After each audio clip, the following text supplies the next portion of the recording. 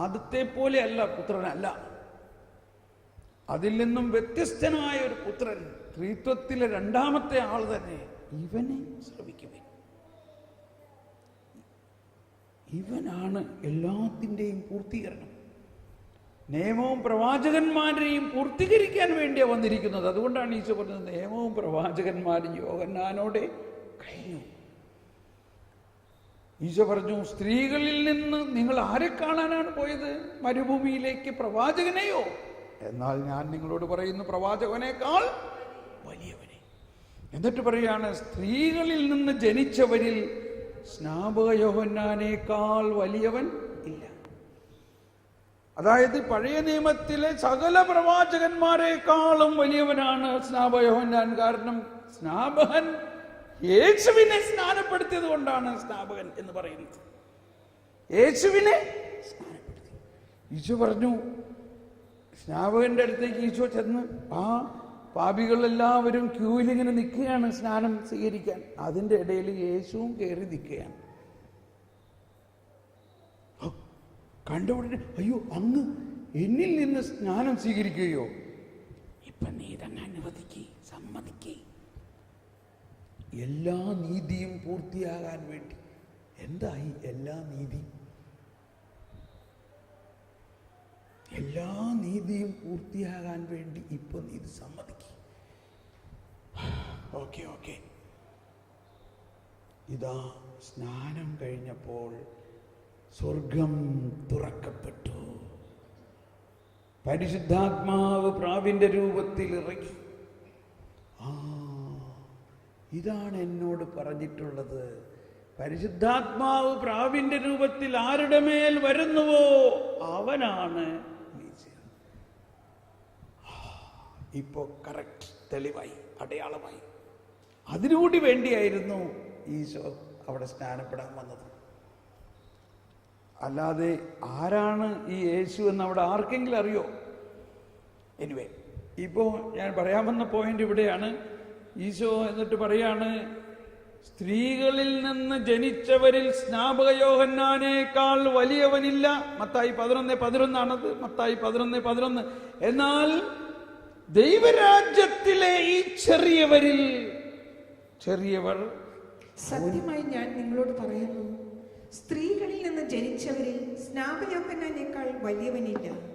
എങ്കിലും സ്വർഗരാജ്യത്തിലെ ഏറ്റവും ചെറിയവൻ അവനേക്കാൾ വലിയവനാണ്. എല്ലാവരും ഒന്ന് കരമുയർത്തി, ശബ്ദമുയർത്തി ഒന്ന് ഏറ്റുപറഞ്ഞേ. സ്ത്രീകളിൽ നിന്ന് ജനിച്ചവരിൽ സ്നാപക യോഹന്നാനേക്കാൾ വലിയവനില്ല. എങ്കിലും സ്വർഗരാജ്യത്തിലെ ഏറ്റവും ചെറിയവൻ അവനേക്കാൾ വലിയവനായിരിക്കും. ഒന്നുകൂടി, സ്വർഗരാജ്യത്തിലെ ഏറ്റവും ചെറിയവൻ അവനേക്കാൾ വലിയവനായിരിക്കും. Price the Lord. ആരാണിത്? ആരാണ് ഈ സ്വർഗരാജ്യത്തിലെ ഏറ്റവും ചെറിയവൻ? നമ്മൾ ഓരോരുത്തരും. വിശ്വസിക്കാൻ പറ്റുന്നുണ്ടോ ഇത്? നമ്മൾ ഓരോരുത്തരെയും കുറിച്ചാണ് പറഞ്ഞിരിക്കുന്നത്. സ്വർഗരാജ്യ, നാളെ നമുക്ക് അതിനെ വിശദമായിട്ട് പഠിക്കാം. എന്താണ് ഈ ചെറിയവൻ വലിയവൻ? നമ്മൾ ഇത്രയും കേട്ടിട്ടുണ്ട്. ചെറിയവരെല്ലാം വലിയവരൊപ്പം കാത്തു വസിക്കുന്നു. മതി. ഈ ചെറിയവർ ദൈവരാജ്യത്തിലെ ക്രിസ്തുവിൽ വിശ്വസിക്കുകയും മാമോദീസ സ്വീകരിക്കുകയും ക്രിസ്തുയേശുവിന്റെ ശരീരം ഭക്ഷിക്കുകയും രക്തം പാനം ചെയ്യുകയും ആ മനുഷ്യാവതാരം ചെയ്ത വചനം നിറയുകയും ചെയ്തിരിക്കുന്ന നമ്മളിൽ ഈ ഒരു കൃപ, ഈ ഒരു അനുഗ്രഹം പഴയ നിയമത്തിൽ ഏതെങ്കിലും പ്രവാചകൻ ഉണ്ടായിട്ടുണ്ടോ? സ്നാപയോഹന്നാൻ ഉണ്ടായിട്ടുണ്ടോ? Price the Lord. ഇപ്പൊ മനസ്സിലായില്ലേ? ഇത് നമുക്കാണ് കിട്ടിയിരിക്കുന്നത്. ജ്ഞാനസ്നാനത്തിലൂടെ നമ്മൾ മറ്റൊരു ക്രിസ്തുവാണ്. വിശുദ്ധ കുർബാന സ്വീകരണത്തിലൂടെ നമ്മളിൽ ക്രിസ്തു പൂർണ്ണമായി ലയിച്ചു ചേർന്നിരിക്കുന്നു. പക്ഷേ ഇതിൻ്റെ ആ വീര്യം നമ്മൾ മനസ്സിലാക്കുന്നില്ല. കാരണം ഇത് വിശ്വാസത്തിന്റെ രഹസ്യമാണ്. വിശ്വാസികളിൽ ഉണ്ടാകേണ്ട ദൈവിക രഹസ്യങ്ങളാണിതെല്ലാം. ഈ ദൈവിക രഹസ്യം നമ്മളിൽ അനാവരണം ചെയ്യപ്പെടുമ്പോഴാണ് നമ്മുടെ ശക്തി, അവർക്ക് ദൈവമക്കളാകാൻ ശക്തി നൽകിയെന്ന് പറയുന്നത്. ദൈവമക്കൾക്ക് ഒരു പ്രത്യേക ശക്തിയുണ്ട്. അവർ ദൈവമക്കളാണ്. നമ്മൾ ആരാണ്? ദൈവമക്കൾ. അനേകം പ്രവാചകന്മാർ കാണാൻ കൊതിച്ചത് ഇതാ നമ്മൾ അനുഭവിക്കുന്നു. സ്നേഹമുള്ളവരെ, നമ്മുടെ ജീവിതത്തിൽ ഈ ഒരു ധ്യാനം ഒരു വലിയ വലിയ സംഭവമായി മാറാൻ പോവുകയാണ്. നമ്മൾ അനുഭവിച്ചുകൊണ്ടിരിക്കുന്ന വിശ്വാസ സത്യങ്ങളിലെല്ലാം അതിൻ്റെ അത്യുന്നതമായ ബോധ്യത്തിലേക്ക് നമ്മൾ വരുമ്പോൾ ആ കാനാൻകാരി പറഞ്ഞ പോലെ ആ മേശയിൽ നിന്നും വീഴുന്ന അപ്പക്കഷ്ണത്തിൻ്റെ ഒരു നുറുക്കെങ്കിലും കിട്ടിയാൽ മതി. ഈശോയ്ക്ക് ഉത്തരം മുട്ടിപ്പോയില്ലേ? നമ്മുടെ ഭാഷ പറയുകയാണെങ്കിൽ ഈശോ ഉടനെ അവൾക്ക് 3 പ്രാവശ്യം നിഷേധിച്ചു. പക്ഷേ ഇപ്പൊ യേശുവിന് നിഷേധിക്കാനേ പറ്റുന്നില്ല. യേശു പറയാണ്, സ്ത്രീയെ, എന്താ പറഞ്ഞേ? നിന്റെ വിശ്വാസം വലുതാണ്, നിന്റെ വിശ്വാസം വലുതാണ്. അതുകൊണ്ട് എന്ന് പറഞ്ഞ് എന്താ? അതുകൊണ്ട് നീ എന്താഗ്രഹിക്കുന്നുവോ അത് നിനക്ക് സംഭവിക്കട്ടെ. ഇതൊരു ബ്ലാങ്ക് ചെക്ക് എഴുതി തന്നേക്കണ മാതിരിയാണ്. Whatever you wish be done to you. കണ്ടോ വിശ്വാസത്തിന്റെ പോസിബിലിറ്റി? കണ്ടോ, വിശ്വാസം വലുതാകുമ്പോൾ ഉണ്ടാകുന്ന വലിയ ശക്തിയാണ്. നമ്മൾ പറയും അത്തിമരത്തിനെ ശപിച്ചു എന്ന്. അത്തിമരം ഫലം പുറപ്പെടുവിക്കുന്നതും ദൈവത്തിന്റെ പ്രവർത്തനമല്ലേ? ഒരു വൃക്ഷം ഫലം പുറപ്പെടുവിക്കുന്നത് ആരുടെ പ്രവർത്തനത്തിലൂടെയാണ്? ദൈവത്തിന്റെ പ്രവർത്തനം. അത് ഫലം പുറപ്പെടുവിച്ചില്ലെങ്കിൽ അതിനെ ശപിക്കേണ്ട വല്ല ആവശ്യമുണ്ടോ? എന്തിനാണ് അപ്പൊ അത്തിമരത്തിനെ ശപിച്ചു എന്ന് എഴുതിയിരിക്കുന്നത്? അത്തിമരത്തിനോട് പറഞ്ഞു നീ ഉണങ്ങിപ്പോകട്ടെ. ഉണങ്ങിപ്പോയി. എന്തിനാണത് ചെയ്തത്? ഈ അത്തിമരം വലിയ ഇലയാണ്, അത്തിയുടെ ഇല. ഒരു വലിയ മരം എന്ന് പറഞ്ഞാൽ ഭയങ്കര ഒരു മല പോലെ ഇരിക്കും. പിറ്റേ ദിവസം അതിലെ പോകുമ്പോൾ ആ മല അവിടെ ഇല്ല. നിറഞ്ഞു നിന്നിരുന്നൊരു വൃക്ഷം പിന്നെ ഒറ്റ ഇലയും കാണാനില്ല. പത്രോസ് പറഞ്ഞു, കർത്താവേ, ഇന്നലെ ഉണങ്ങിപ്പോകട്ടെ എന്ന് പറഞ്ഞ ആ മരം ദാ പാടെ ഉണങ്ങിപ്പോയിരിക്കുന്നു. കണ്ടോ, ഈശോ ഒരു ഡെമോ നടത്തുകയാണ്. ഡെമോ, വിശ്വാസത്തിന്റെ പരിശീലനമാണ്. ഈശോ പറയാണ്, കണ്ടോ ഞാൻ ഈ അത്തിമരത്തിനോട് ചെയ്തത് കണ്ടോ? ഞാൻ നിങ്ങളോട് പറയുന്നു, ഞാൻ ഈ അത്തിമരത്തിനോട് ചെയ്തത് മാത്രമല്ല, നിങ്ങൾക്കൊരു കടുക് മണിയോളം വിശ്വാസമുണ്ടെങ്കിൽ മലയോട് മാറാൻ പറഞ്ഞാൽ അത് നിങ്ങളെ അനുസരിക്കും.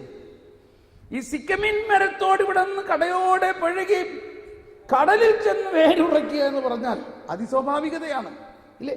അതിസ്വാഭാവികതയാണ്. നിങ്ങൾ പറഞ്ഞാൽ എഴുതിയിരിക്കുന്നത് എന്താ? അത് നിങ്ങളെ അനുസരിക്കും. അപ്പൊ വിശ്വാസത്തിലൂടെ മാത്രമേ ഈ അതിസ്വാഭാവികത, സൂപ്പർ നാച്ചുറൽ പവർ, ഈ സൂപ്പർ നാച്ചുറൽ പവർ ആണ് ക്രിസ്തീയതയുടെ അടിസ്ഥാനം, ഫണ്ടമെന്റ്. കാറ്റഗിസത്തിൽ പറയുകയാണ്, മാമോദീസായിലൂടെ ക്രിസ്തീയതയുടെ അതിസ്വാഭാവികത മുഴുവനും മാമോദീസായിലൂടെ നമുക്ക് ലഭ്യപ്പെട്ടിരിക്കുന്നു. അതിസ്വാഭാവികതയാണ് ക്രിസ്തീയത എന്ന് പറയുന്നത്.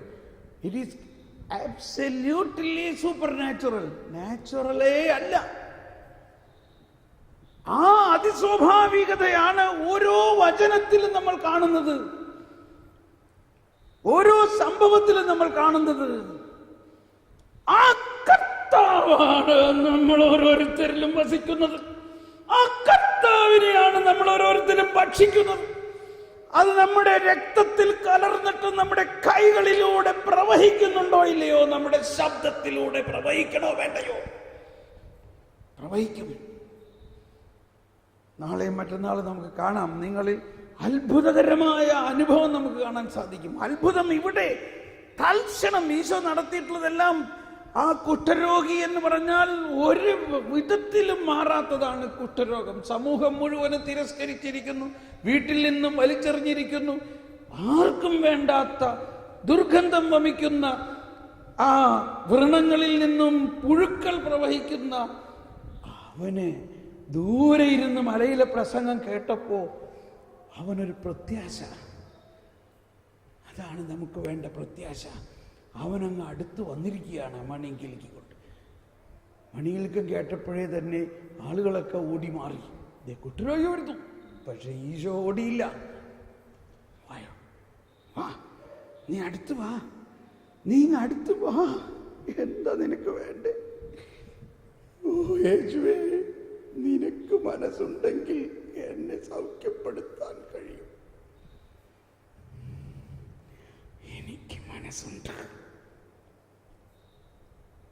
പിന്നെ എഴുതിയിരിക്കുകയാണ് തൽക്ഷണം. എല്ലാവരും പറഞ്ഞ ഈ വചനം ഒന്ന് ഉച്ചത്തിൽ പറഞ്ഞേ, തൽക്ഷണം. ഒന്നുകൂടി ഉച്ചത്തിൽ പറഞ്ഞേ, തൽക്ഷണം അവന് ശുദ്ധി കൈവന്നു. തൽക്ഷണം. Is it natural? തൽക്ഷണം. ആ കർത്താവാണ് നമ്മൾ ഓരോരുത്തരിലും ഉള്ളത്. ആ കർത്താവാണ് പറഞ്ഞത്, ഞാൻ ചെയ്ത ഈ കാര്യങ്ങളെല്ലാം നീയും ചെയ്യും. ഇത് വിശ്വസിക്കുന്നുവോ? വിശ്വസിക്കുന്നുവെങ്കിൽ ഇത് നിങ്ങളിൽ സംഭവിക്കും. അങ്ങനെ വിശ്വാസത്തിന്റെ ഇതാണ് റിയൽ ഫെയ്ത്ത്. ആ ഫെയ്ത്തിലേക്ക്, ആ വിശ്വാസമുള്ള ഒരു കടുകുമണി, ഒരൽപ്പം പുളിപ്പ് ഉണ്ടെങ്കിൽ അത് ലോകത്തെ മുഴുവനും പൊളിപ്പിക്കാൻ പറ്റും. നമുക്കൊന്ന് ഈ ആകാംക്ഷയോടെ നമുക്ക് ഇന്ന് രാത്രിയിൽ പ്രാർത്ഥിക്കാം. ഞാനൊരു കാര്യം സിസ്റ്ററിനോട് ചോദിക്കാൻ മറന്നുപോയി. സർജീസമ്മ, നമ്മളുടെ ഈ ധ്യാനത്തിൻ്റെ ഒരു ചട്ടം അല്ലെങ്കിൽ ഒരു അനുഭവം രാത്രി മുഴുവനും ആരാധന എഴുന്നള്ളിച്ച് വെച്ച് പ്രാർത്ഥിക്കാനുള്ള പോസിബിലിറ്റി ഉണ്ടാകുമോ? ചോദിച്ചിട്ടുണ്ട്. ഉണ്ടെങ്കിൽ എന്താ ചെയ്യാറുള്ളതെന്ന് വെച്ചാൽ 1 മണിക്കൂർ മാറി മാറി നമ്മൾ പ്രാർത്ഥിക്കാൻ പറ്റും. ഇത് നമുക്ക് വേറെ എങ്ങും കിട്ടൂല. ധ്യാന കേന്ദ്രങ്ങളിലോ ഇങ്ങനെയുള്ളിടത്ത് മാത്രമേ നമുക്ക് കിട്ടുള്ളൂ. അപ്പോൾ ചോദിച്ചിട്ട് ഭക്ഷണം കഴിക്കുന്ന സമയത്ത് നമുക്കത് അനൗൺസ് ചെയ്യാം. എങ്കിൽ നമ്മൾ ഭക്ഷണം കഴിഞ്ഞിട്ട് ഒന്ന് ചാപ്പലിൽ ഒരുമിച്ച് കൂടി കുർബാന എഴുന്നള്ളിച്ച് വെച്ചിട്ട് നിങ്ങൾ തീരുമാനിക്കുക ഏത് മണിക്കൂറാണ് നിങ്ങൾക്ക് വേണ്ടത്. ഈശോ പറഞ്ഞു, ഞാൻ ഗെത്സമനിയിൽ ഈശോ വന്നപ്പോൾ പറഞ്ഞ ഇതാണ്. അവൻ ഗെത്സമനി എന്ന സ്ഥലത്തെത്തി. അവൻ ശിഷ്യന്മാരോട് പറഞ്ഞു, ഞാൻ പ്രാർത്ഥിക്കുമ്പോൾ നിങ്ങൾ എൻ്റെ അടുത്ത് ഇരിക്കുവിൻ. അപ്പം നിങ്ങൾ എന്ത് ചെയ്യണം? നിങ്ങൾ പ്രാർത്ഥിക്കരുത്, നിങ്ങൾ യേശുവിനെ കൊണ്ട് പ്രാർത്ഥിപ്പിക്കുക. യേശു പ്രാർത്ഥിക്കുന്നു നിങ്ങൾക്ക് വേണ്ടി. മനസ്സിലായോ? അങ്ങനെ ഒരു ചാൻസ് ഇന്ന് കിട്ടുകയാണെങ്കിൽ 1 മണിക്കൂർ നിങ്ങൾ എടുക്കുക. ആരെപ്പോൾ 1 മണിക്കൂർ എടുക്കുമെന്നുള്ളത് നിങ്ങൾ തീരുമാനിച്ചോ. സാധാരണ ഞാനൊരു സ്ഥലത്തൊക്കെ ചെല്ലുമ്പോൾ 12 മണി വരെ ഞാനിരുന്നോളാം, 4 മണി കഴിഞ്ഞിട്ട് ഞാനിരുന്നോളാം. 4 മണിക്കൂർ നിങ്ങൾ ആരെങ്കിലും ഇരുന്നാൽ മതി കേട്ടോ. ഇതും സാധിക്കും. പക്ഷെ ആ 1 മണിക്കൂർ നിങ്ങളുടെ ജീവിതത്തിൽ വലിയൊരു അനുഭവമായിരിക്കും. ആര് പ്രാർത്ഥിക്കും? ഈശോ പ്രാർത്ഥിക്കും. നിങ്ങൾ ഈ ഒറ്റ വചനം ചിന്തിക്കുക. ഈശോ പറഞ്ഞു, ഞാൻ പ്രാർത്ഥിക്കുമ്പോൾ നിങ്ങൾ എൻ്റെ അടുത്തിരിക്കുക. Praise the lord. ഇതിൻ്റെ പോസിബിലിറ്റി നമുക്കിന്നുണ്ടാകുമെന്ന് ഞാൻ പ്രത്യാശിക്കുന്നു. അങ്ങനെയെങ്കിൽ നമ്മൾ അതിന് ടൈം അവിടെ അലോട്ട് ചെയ്യും. നിങ്ങൾ ആ സമയത്ത് വന്നിരിക്കുക. അതാരാ പുറയിലിരിക്കണേ? രമ വന്നിട്ടുണ്ടോ? Price the Lord.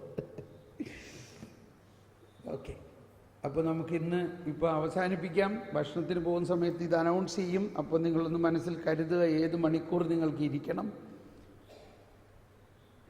രാവിലെ 6:30 6:30 എപ്പോഴാണ്?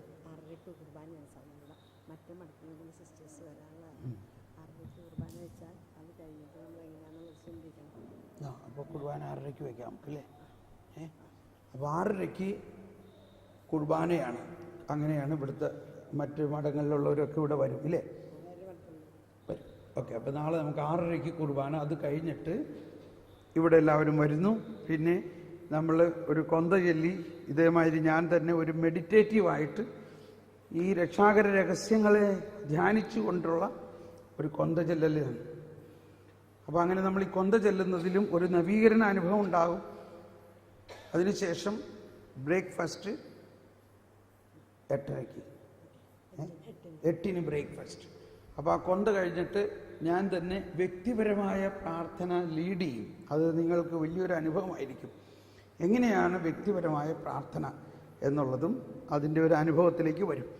നമ്മൾ എന്തെല്ലാം ധ്യാനങ്ങൾ കൂടിയാലും എന്തെല്ലാം പഠിച്ചാലും വ്യക്തിപരമായി ഈശോയുമായിട്ടുള്ള ഒരു ഇൻറ്റിമസിയിലേക്ക് നമ്മൾ വരുമ്പോഴാണ് നമ്മൾ ശക്തരാകുന്നത്. അതെല്ലാം നമ്മളങ്ങനെ പ്രാക്ടിക്കലായിട്ട് ഞാൻ ഇത്രയും മതി. എന്നിട്ട് 8 മണിക്ക് ബ്രേക്ക്ഫാസ്റ്റ് കഴിഞ്ഞ് 9 മണിക്ക് മുതൽ ക്ലാസ് ആരംഭിക്കും. 8:30 ആകുമ്പോഴും എത്താൻ പറ്റും. എന്നാലും ഒരു ഓക്കെ, അങ്ങനെ ചിന്തിക്കാം. ഓക്കെ, ഇനി ഇൻസ്ട്രക്ഷൻസ്. ഇനി വായോ, മുകളിലോട്ട് കയറി വാ.